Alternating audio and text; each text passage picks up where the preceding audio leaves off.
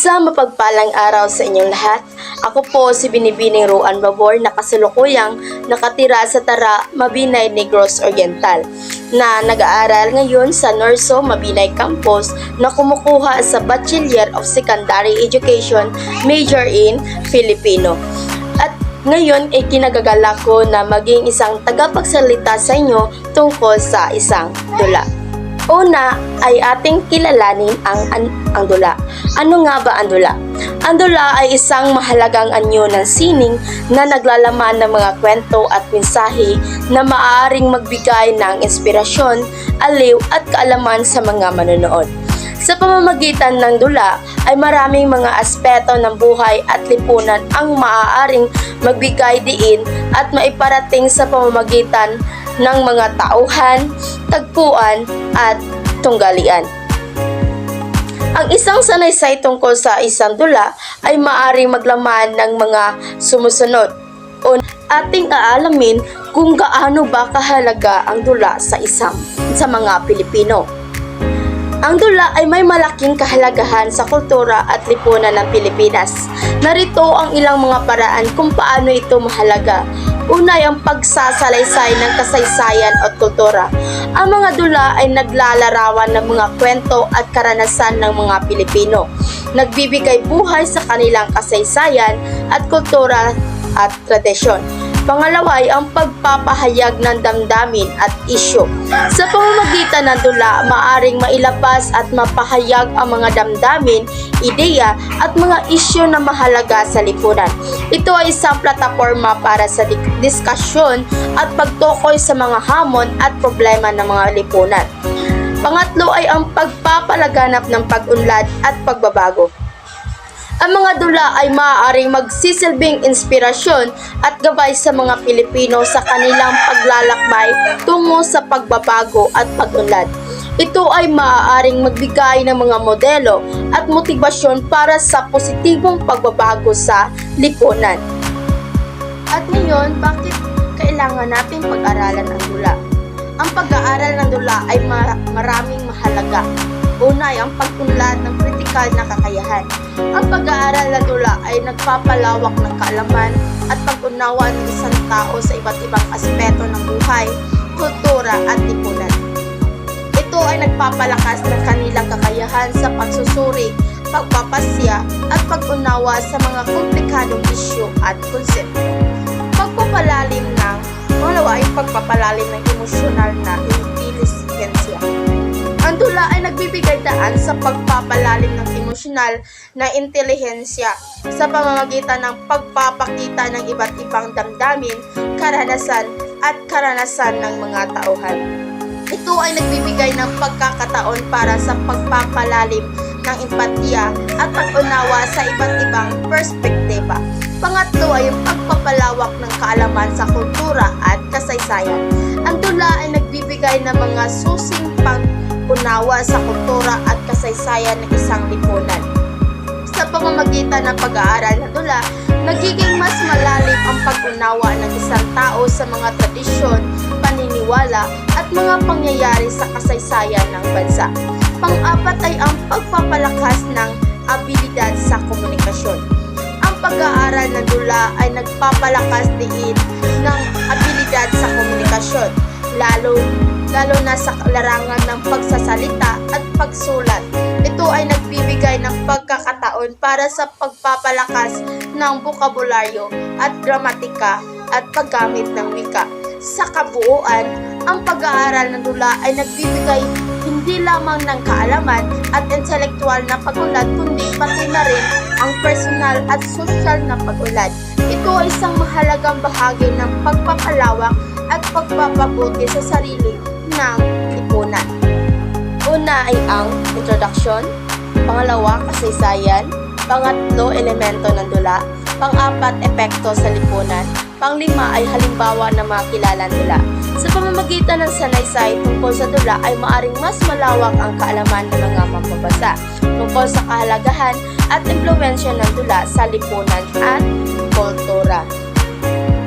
Bago pa man sinakop ng mga Kastila ang ating bansa ay mayroon na tayong ilang mga tradisyonal na mga anyo ng dula tulad ng balak at bikal, karilyo, bayok, kasayatan, dalot, at daling-daling at hugas. Una ay ang bikal at balak. Meron itong dalawang uri.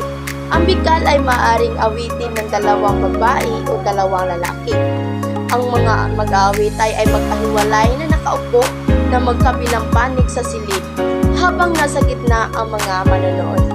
Sa mga verso ng awit ay nagtatalo ang dalawa at hinahalongkat ang mga magkasiraan o kapangitaan ng bawat isa. Sa ganitong pagkakataon, lalong nag-iinit ang pagtatalo dahil ang mga manonood ay may kanya-kanyang mga kakampi. Pangalawa ay ang balak. Ang balak naman ay isang pagsusuyo ang isang dalaga at binata sa pamamagitan ng awit na maindayog at matalinghaga. May mga pagkakataong gumagamit ang dalawa ng kudyapi. Sa pamamagitan ng tugtugin ng kudyapi ay naipaparating ang bawat isa sa kanilang niloloob at damdam. Ang karilyo ay maraming mga mananaliksik ang nagsasabi na ang uri ng dulang ito ay dala ito sa ating bansa ng mga taong unang naninirahan dito.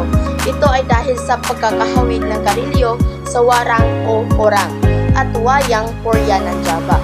Ang dula ay ginagampanan ng mga ginupit-gupit na karton. Ang nagpapagalaw ng mga anino ay ang mga mandudula sa likod ng puting tabing, na kadalasan ito ay kumot. Sila na rin ay bumibigkas ng mga dialogo ng mga ginupit-gupit na mga karton. Ang dulang ito ay laganap sa buong bansa na maging noong panahon ng Kastila. May iba't ibang tawagan sila rito. Sa Ilocos ay Teteres, sa Kapampangan ay Gagalo, sa Bataan at Zambales ay Titirila, sa Laon at sa La Union ay Alyala. Sa susunod ay Bayok o Imbayoka. Ito ay isang pagtatalong patula ng mga Maranao na nanilalahukan ng isang lalaki at isang babae na nabibinayaran ng salapi o kasangkapang pagkakatapos ng palabas. Ang mga kasalay rito ay dapat na mahusay sa berso sapagkat ang kaunting pagkakamali sa pagkakagamit o pagpili ng salita ay maaring humantong sa mainitang sagutan. Sa ganitong pagkakataon, ito ay maaring maging dahilan sa pag-aaway ng mga pamilya. Sa susunod naman ay ang kasayatan. Ang kasayatan ito ay kadalasan ang bayok ay sinusundan ng isang laro ng panyo na tinatawag na kasayatan. Ito ay sinasalihan ng mga dalaga at binata at naghahati sa dalawang pangkat. Magkahiwalay ang mga babae at lalaki sa magkabilang dulo ng tanghalan. Magsisimula ang sayaw pagkatapos ng talumpati ng sultan ng lugar o dili kaya'y may-ari ng bahay na pinagdaraosang pagdiriwang. Ang may bahay ay hihingi ng pahintulot na mapasimulan na ang sayaw. Ito ay ginagawa sa pamamagitan ng patula. Pagkatapos sumagot ng mga panauhin, ay sisimulan niyang pagkikipag-usap sa mga binata habang sumasayaw sa paligid ng mga iyon. Ipapatong niya sa balikat ng isang binata ang isang panyo, pagkatapos ay tutungo naman siya sa isa sa kanila. Ang sayaw ay sinasaliwan ng mga instrumentong kutyapi, kulintang, agong, aktubing. Ang kanilang mga kilos ay waring naglalarawan ng kanilang mga ninuno. Sa susunod naman ay dalot. Sa mga Ilocano, ito ay awit ng pag-ibig. Ang lalaki ay tutula at nagpapahayag ng pag-ibig at ito ay sasagutin ng babae ng patula. Pagkatapos ay awitin nila ang tula sa liwanag ng ketubeng, gitara ng mga Ilocano. Ito ay itinatanghal kapag may binyag, kasalan o handaan. Habang nag-aawitan ang dalaga at binata, ay pinapasa ang basi ng isang uri ng alak. Kapag ang babae ay tinatanggap ng pag-ibigan, iniluluhog ay iihayag at itatakda ng mga magulang ang kasal. Ang pagbabayo ng palay ay mahalagang bahagi habang itinatakda ang kasal. Ito ay ginagawa ng saliw ng awit na pamulinawin. Habang ang mga taong nagsasayaw, gayon din ang pagbibigay ng datos o dowry ay bahagi ng kasalan. Sa susunod naman ay ang dongaw. Ang tradisyong dungaw ng mga Ilocano ay isang tulang panambitan na binibigkas sa piling ng bangkay ng anak, asawa o magulang. Ang berso ay nagsasalaysay ng paghihinagpis ng naulila at pahingi ng pagkakatawaran sa magawang kasalanan o pagkakamali sa namatay. Ang mga sumusunod ay halimbawa ng dungaw na sipi na sa aklat ni Natividad, Simubulan at Akademya. Ako'y kaawaan o aking kapatid, ako'y kaawaan o aking asawa, ikaw namatay o aking kapatid, ikaw namatay o aking asawa, ano ang natirat sa akin na iwan sa habang buhay kong walang kapalaran? Ang lahat sa akin ay nakakalimot, pagkat parang sanggol sa iyo, umiirog ang mga mata, pupugtod sa luhang abang puso ko, lubad sa lupa. Sa susunod naman ay hugas kalawang, isang tradisyon ng mga taga-get ng Luzon. Isinasagawa ito sa pagkakaraan ng pagtatanim ng palay. Ang mga magsasaka ay gumagawa ng damara sa tumana o sa taniman. Naghahandog ng premyo ng may-ari ng lupa para sa pinakamabilis na magtanim. Pagkatapos ng pagtatanim, sila ay naghuhugas ng kamay at susundan ito ng kainan at pagkakasayahan habang nagkakantahan, nagsasayawan, nagkwekwentuhan at nagtutuksuhan. Ang hugas kalawang ay nagtataglay rin ng mimeses sapagkat ang mga gumaganap nito ay mga magsasaka at mga uri ng lupa. Sa susunod naman ay ang daling-daling. Ang daling-daling ay isang tradisyonal na anyo na dula ng mga tausog sa sulong nangunguhulugang mahal ko. Ang daling-daling ay isang ritual na nag-aanyaya sa mga manonood na umaawit habang magsingirog ay sumasayaw. Ang lalaki at babae ay naglaliligawan sa pamamagitan ng pag-awit ng kanilang niloloob na kadalasan. Ang mga manonood ay kumakanta rin ng may himig na panonodyo. At sa panghuli ay ang pamanhikan, ang pagdalaw ng mga magulang ng binata sa bahay ng babae upang hingin ang kamay ng dalaga. Kayari ang pagkakasundo ng mga magulang na bawat panig ay ang pagpaplano ng kasalang gagawin. Ulog ang pagkuha ng pahintulot para sa kasal, diporsyo at pagdalaw ng mga magulang ng binata, daldala ang mga kagamitan ng kasal. At ngayon, atin namang aalamin kung ano ang mga dulang pelikula na umuusbong noong unang panahon. Una ay ang Shakespeare in Love, isang pelikula na nagpapakita ng paglikha ni William Shakespeare na kanyang mga dula at ang inspirasyon sa likod ng mga ito. Pangalawa ay ang My Week with Marilyn, ang kwento ng isang batang lalaki na nagkaroon ng pagkakataong makilala si Marilyn o Monroe habang ginagawa niya ang isang dula. Pangatlo ay ang Dresser. Ito ay isang kwento tungkol sa isang tagapag-alaga ng isang aktor sa teatro na nagpapakita ng kanilang mga samahan sa pamahalaan habang nasa gitna ng paghahanda sa isang dula. Pang-apat ay ang Birdman. Ang pelikulang ito ay nagpapakita ng likhaan ng isang dating sikat na aktor na nagbabalik sa entablado upang muling magwagi sa pamamagitan ng pagtatanghal sa isang dula. Sa susunod naman ay ang Himala, isang pelikulang Pilipino na itinampok ni Nora Honor na nagpapakita ng isang babae na nagpapakita ang umano ng mga himala sa isang liblib na lugar para sa Pilipinas. Ito ay tumatalakay ito sa mga isyu ng pananalampataya, kawalan ng pag-asa at pagsasakripisyo. Pagsasunod naman ay ang Maynila sa Kuko ng Liwanag, isang obrang maestra na direktor na si Leno Broca na naglalarawan ng kahirapan, pag-asa at pagkakatao sa lungsod ng Maynila. Tumatalakay ito sa mga suliranin ng mga manggagawang migrante at ang kanilang pagkikibaka para sa katarungan ng kabuhayan. Sa susunod ay 3 taon, Walang Diyos, isang pelikulang Pilipino na tumututok sa panahon ng ikalawang digmaang pandaigdig sa Pilipinas, kung saan ipinapakita ang epekto ng digmaan sa mga sibilyan at ang kanilang paglaban para sa kalayaan at katarungan. Sa susunod naman ay ganito kami noon. Paano kaya kayo ngayon? Isang komedyang drama ng Pilipino na naglalarawan ng buhay sa panahon ng kolonyales. inbasyon ng Espanya sa Pilipinas. Tumatalakay ito sa mga usaping kultura, panlipunan at pampolitika ng mga Filipino noong panahong iyon. At ngayon ating kilalanin kung sino-sino ang mga taong umusbong ng mga manunulat tungkol sa dula. Una ay ang si Arthur Rimbaud, ay isang kilalang makata at manunulat mula sa Pranseya. Siya ay kilala sa kanilang mga eksperimental na tula at kanyang maagang pag-ambag sa modernong panulaan.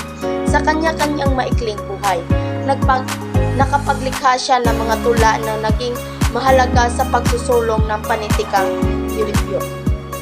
Ang kaniyang mga tula tulad ng Live It Battle, Every The Drunken Boat at Only Season in and for a Season in Hell ay nagpapakita ng kanya-kanyang paglalakbay sa kahulugan ng buhay, pag-ibig at kalagkasan.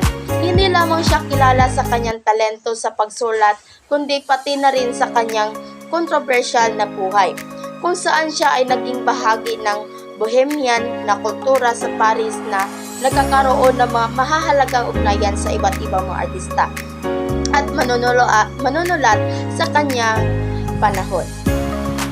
Pangalawang tagapagsulat ay si Sinek Joaquin. Sinek Joaquin ay isang kilalang Pilipinong manunulat na kilala sa kanyang mga gawa sa panitikan, kabilang ang mga kwento, tula at sanaysay. Isinilang siya noong Mayo 4, 1917 at namatay noong 2 na 2004. Isa siya sa mga pinakamahusay na manunulat sa panitikang Pilipino sa kanyang henerasyon. Kilala siya sa kanyang matalinong paggamit ng wika at paglalarawan ng mga tauhan at tagpuan. Isa sa kanyang mga kilalang tula ay ang A Portrait of the Artist of Filipino na naglalarawan ng buhay ng mga intelektuwal at artistang Filipino noong panahon ng mga Amerikano sa Pilipinas.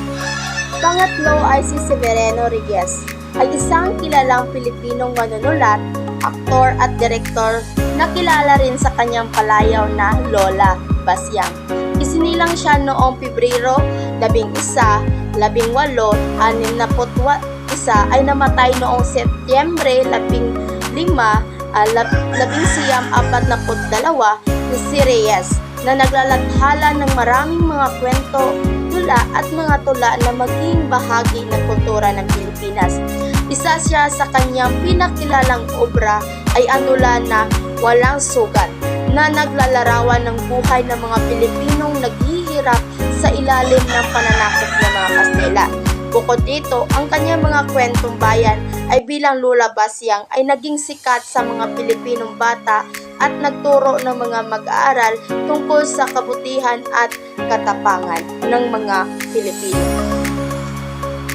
Pang-apat naman ay si Aurelio Tolentino, ay isang kilalang manunulat at aktivista sa panahon ng kolonyalismo sa Pilipinas. Isinilang siya noong Oktubre 23. Pang-apat ay si Aurelio Tolentino, ay isang kilalang manunulat at aktivista sa panahon ng kolonyalismo sa Pilipinas.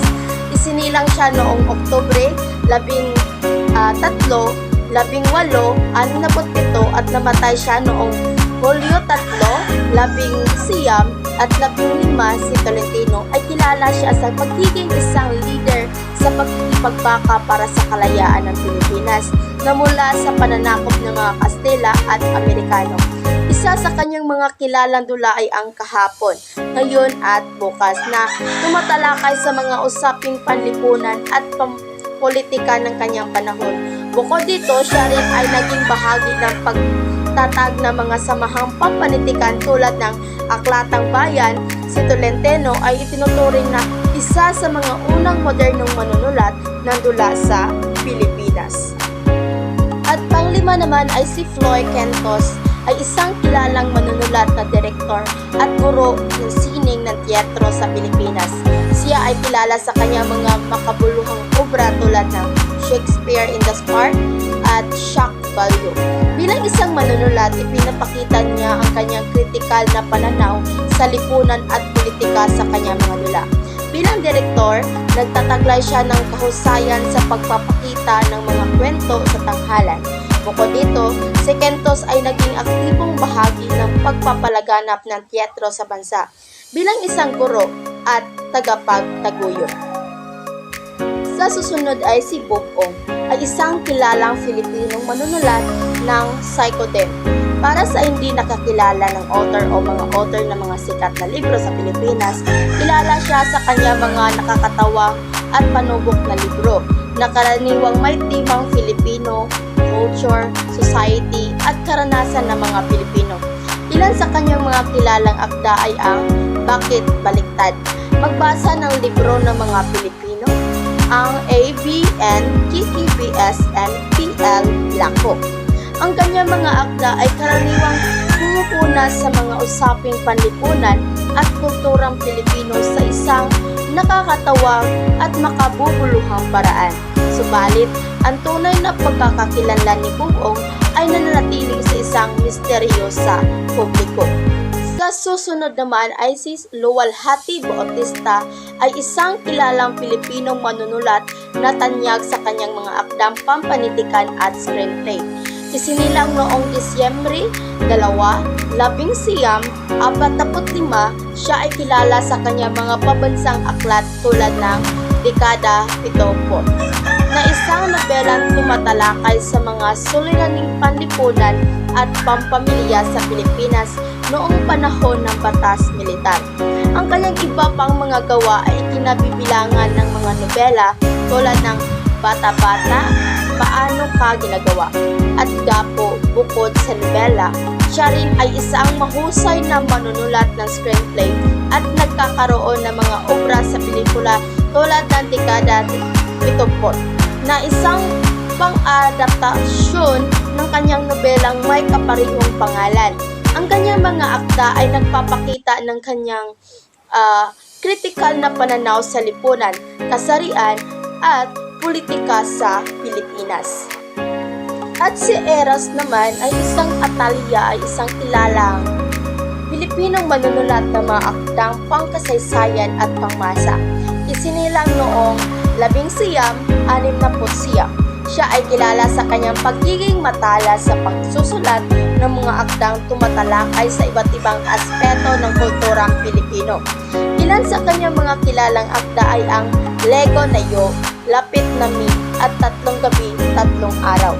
Ang kanyang mga akda ay karaniwang nagpapakita ng kanyang kritikal na pananaw sa lipunan, pag-ibig at karanasan ng mga Pilipino sa isang makabuluhan at nakakatawang paraan. At sa huli ay kailangan nating pagyabungin ang isang dula bilang isang Pilipino ay dahil ito ay mahalaga ng maraming paraan. Una ay ang paggamit ng wika. Ang pagsulat at pagtatanghal ng mga dula sa wikang Filipino ay nagpapalakas at nagpapahalaga at ng paggamit ng ating sariling wika. Ito ay nagbibigay diin sa pagpapahalaga ng kultura at identidad ng bansa. Ito ay nagpapahayag rin ng mga karanasan sa pamamagitan ng mga dula na maaari nating mailahad at maipakita ang iba't ibang karanasan, tradisyon at kwento ng mga Pilipino. Ito ay nagpapalalim ng ating pag-unawa sa ating sarili, lipunan at kasaysayan. Ito ay nagpapahalaga rin sa sining. Ang pagpapahalaganap at pagpapayaman ng sining ng dula ay nagpapalakas ng ating kultura at pagpapahalaga sa sining bilang bahagi ng ating identidad bilang Pilipino. At ito rin ay nagpapakita ng husay at pagyabong ng dula ay nagbibigay daan sa mga manunulat, direktor at aktor na ipakita ang kanilang husay at talento sa larangan ng teatro at sining. Sa kabuuan, ang pagyabong ng isang dula bilang isang Pilipino ay nagpapalakas sa ating kultura, identidad at pagpapahalaga sa sining, pati na rin sa pagpapalaganap ng ating wika at karanasan bilang isang lahing Pilipino. At iyan lamang po, maraming salamat.